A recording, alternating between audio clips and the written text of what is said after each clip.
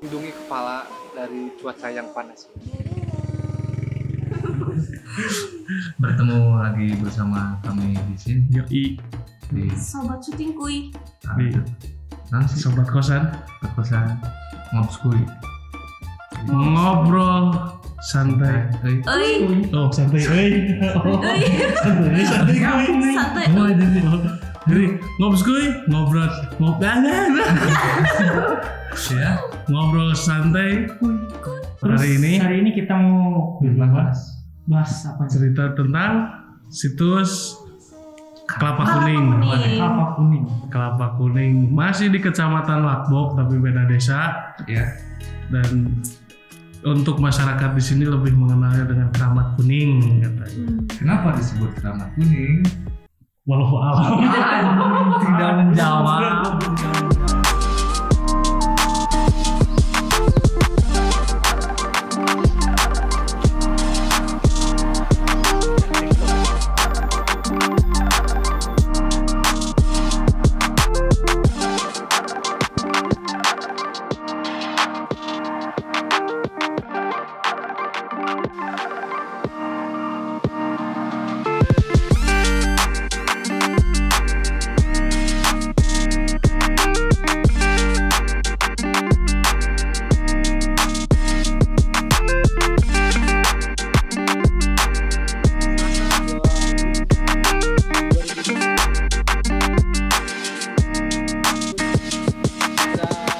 Assalamualaikum. Hari ini berarti hari kedua. Setelah sebelumnya kita kemarin habis jalan-jalan Dari situs Pasir Langit Pasirnya sama Ampel Koneng. saya masih belum paham itu kenapa Kelapa Kuning atau di dekat situs yang banyak pohon kelapa gitu. Kelapa Kuning. Mungkin itu Nah, situs itu di Desa Sukanegara. Sukanegara RT 1 ya. RT 1 RW 1 Sukanegara. Kecamatan Dan Lakbok. kabar bagusnya situs Kelapa Kuning sejauh ini terawat karena Ya. ada juru peliharanya juga, Juru pelihara yaitu Bapak Marjono. Apa yang akan dibahas di situs Kelapa Kuning? Oke, nanti kita Ada apa aja Ada apa aja? di Kelapa Kuning? Menurut pandangan kalian gimana situs Kelapa Kuning gitu kan? Jadi di Kelapa Kuning ada apa aja, Pak? Di Kelapa Kuning masih sama seperti yang Subari. Beda. Beda. Apa Sama batuan tapi beda nama. batuan isinya, Bang. Kalau sejarahnya beda. Ada. Dan kebetulan situs Kelapa Kuning juga masih belum banyak orang tahu. Sempat beberapa kali saya posting tentang situs dan teman-teman nggak begitu banyak orang tahu bahwa di situ ternyata masih Kerajaan Galuh ya. Kerajaan Galuh ya. Petilasan Kerajaan Galuh itu. Di mana di situ ada batu Dewi Nawaningrum. Dewi Nawaningrum yang Siapa itu Dewi Nawaningrum? Siapa? Dewi Nawaningrum itu ibunya dari Ciung Wanara. Mungkin teman-teman dari Ciamis tahulah Ciung Wanara itu siapa gitu kan. Ada di situ sekarang kamu. Yang main jago itu ya? Ngadu ayam gitu. Yang paling Ayam-ayaman itu kan. Itu ternyata petilasannya ada di Lakbok. Gitu. Kan ada arca yang sapi itu apa namanya? Iya.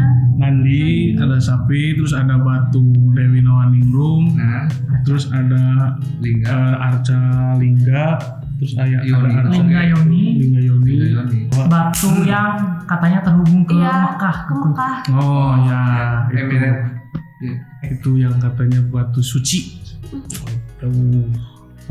Yang tengah itu yang berbentuk seperti seorang dewi itu batu Dewi Nawaningrum, ibu dari Ciung Wanara. Ceritanya gimana? Bapak yang lebih Gimana? Saya mencoba boleh. Coba Jadi- Pak, aku kepo nih. Setelah bercerita dengan Pak Marjono ya, kami pun sedikit mendapatkan beberapa informasi lebih lanjut terkait beliau sebagai juru pelihara ataupun terkait situs Kelapa Kuning sendiri gitu. Coba bisa dijelaskan? Astagfirullah. Ayo Alipan. Dari kalau ngobrolin masalah situs Kelapa Kuning itu hampir seluruhnya bisa dibilang menceritakan tentang sejarah Lakbok juga ya. Cuman dari masa kerajaan. Kerajaan Galuh. Soalnya kan untuk cerita atau sejarah Lakbok itu ada beberapa versi. Ada yang dari pemerintahan Sukapura ya. Adipaten Sukapura berarti itu udah masa sekitar tahun berapa? Abad 19 sudah. Tahun 1800-an, 700-800. Kalau untuk versi yang Galuh kan itu tahun berapa? 1000. Wah itu mah dari tahun 1800 juga. Soalnya kan pertama udah ada. Katanya kerajaan Galuh yang di Lakbok itu kerajaan Galuh Purba. Otomatis ketika ngobrol namanya Purba gitu kan konteksnya lebih jauh ke belakang gitu. Dan dikenal juga kerajaan Galuh di Lakbok itu kerajaan Galuh Singgula. Atau ya Galuh Purba Singgula itu. Makanya jadi banyak Jawa ya. Salah satunya kan Galuh Purba itu ada di sini di Lakbok. Terus ada di daerah Purbalingga ada, terus Brebes apa itu Brebes ya, pokoknya di sekitar kaki Gunung Slamet, dan bahkan wilayahnya sampai ke Purwodadi, Jawa Tengah itu loh. Purwodadi ya. Bahkan sampai Purwodadi. Awal-awalnya ini Nawangingrum baru nikah. Nawangingrum itu berarti ratu. Sejujurnya di sini dikatakan Rawaono bisa, dikatakan mesti Pajang Mataram bisa. Kalau Pajang Mataram ini juru selatan barat diserahkan ke putranya. Ini hak Brawijaya ke-1. Hak Brawijaya. Nah berhubung ini patung di setengah rawa ya, kawat mungkin dapat 5. Tapi cuman mikirkan suaminya. Dan pasti anak kapan tuh karena Langlambuana. Langlambuana. Nah, kalau nggak salah sebulan 6 hari baru pulang ke sini. Nah, sedang ke depan ke selatan. Ada dewa. Aduh, Nawangingrum cuman mikirkan suaminya seperti patung, jadi patung di setengah Lakbok. Ini riwayatnya. Nah, bisa dikasih nama Kelapa Kuning, ditumbal dari Brawijaya, pusaka jumlahnya 9. 16 di Lakbok. Nggak tahu di mana tempat. Timbul keramat 903. Iya. Nah 03. Nah tinggal 6 besok-besoknya bisa kosong lagi sing 3. Ada keramat segitiga di kota Bungsu. Berarti keramat segitiga itu di Ciamis. Pangandaran udah 2 ya. Itu. Nggak tahu di sini ada mau kedudukan artinya bupati enggak, saya kurang tahu. Tapi ada sejarah segitiga.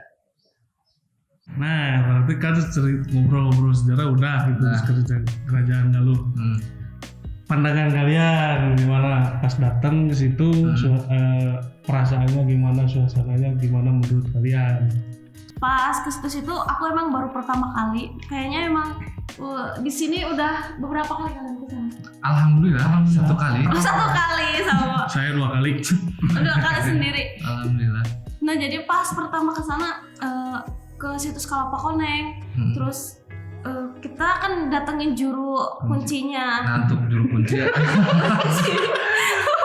Terus lanjut. Nah, tak kira itu waktu ke situ itu sebuah kayak Warung. namanya Oh, kan namanya juga kirain warung kelapa kupat kuning. tahu. Kelapa kuning itu kalau misalnya di Indonesia kan kelapa kuning. Kelapa kuning. Tak kira itu peninggalannya itu sebuah kelapa Emas. emas kayak gitu.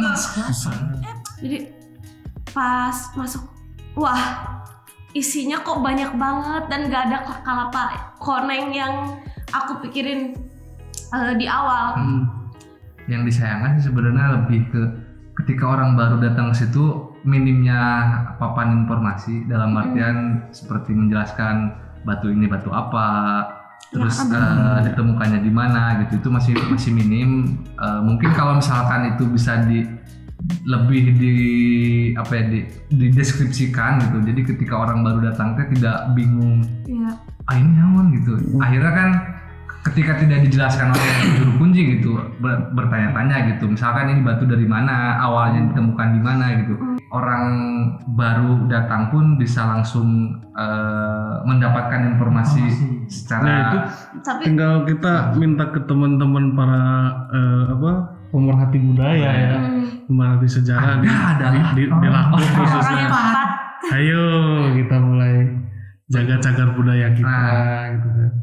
Dan ya salutnya juru kunci di sini ya menjalankan perannya dengan baik gitu. Jadi dia menjelaskan, terus bercerita juga tentang beberapa batu dan arca yang ada. Nah sekarang kan hari Rebo Kliwon, ya? Iya kalau nggak salah Rebo Kliwon ada di sini semuanya.